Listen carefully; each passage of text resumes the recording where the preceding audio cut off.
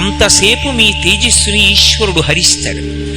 అయితే ఒక్క ఉపకారం జరుగుతుంది, ఇంట్లో సింహాసనంలో ఉంటాడు కాబట్టి రక్షిస్తూ ఉంటాడు. అందుకే అభిముఖ పూజ లేదు. భగవంతుడికి ఎదురుగుండా కూర్చుని పూజ చేయడం అనేటటువంటిది పరమ అశాస్త్రీయమైనటువంటి పూజ. అసలు అటువంటి పూజ చెయ్యనే చేయకూడదు, ఎక్కడా జరగకూడదు. దేవాలయంలో కూడా అర్చన చేసేటప్పుడు ఒక పక్కకి కూర్చుని అర్చన చేస్తారు, దక్షిణ దిక్కుని చూడకుండా.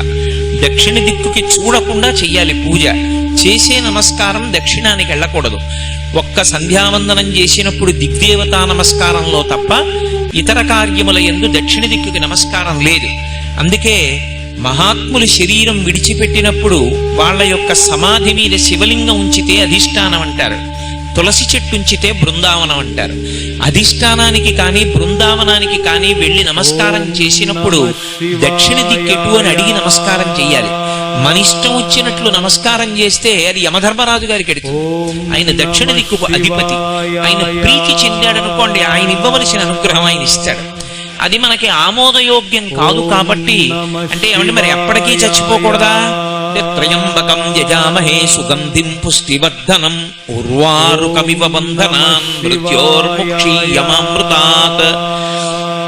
ఈ శరీరము ఋతుమంతము కావాలి అంటే దీనిలో ఉండి ధర్మానుష్ఠానం చేసి భక్తితో జీవించి భక్తితో కూడినటువంటి కర్మాచరణము వలన ఈశ్వరుని యొక్క అనుగ్రహంగా జ్ఞానాన్ని పొంది ఆ జ్ఞానము వలన ఈ శరీరము నేను కాదు ఆత్మ అనేటటువంటి అనుభవంలోకి వచ్చి తాను ఆత్మగా ఉండి శరీరం పడిపోతున్నప్పుడు ఏ విధమైనటువంటి ఉద్వేగం లేకుండా సాక్షిగా చూస్తూ శరీరాన్ని విడిచిపెట్టాలి.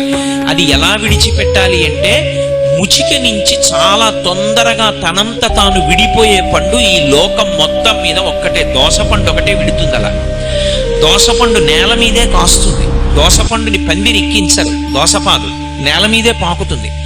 దోసకాయ పెద్దదైపోయి రంగు మారిపోయి పచ్చ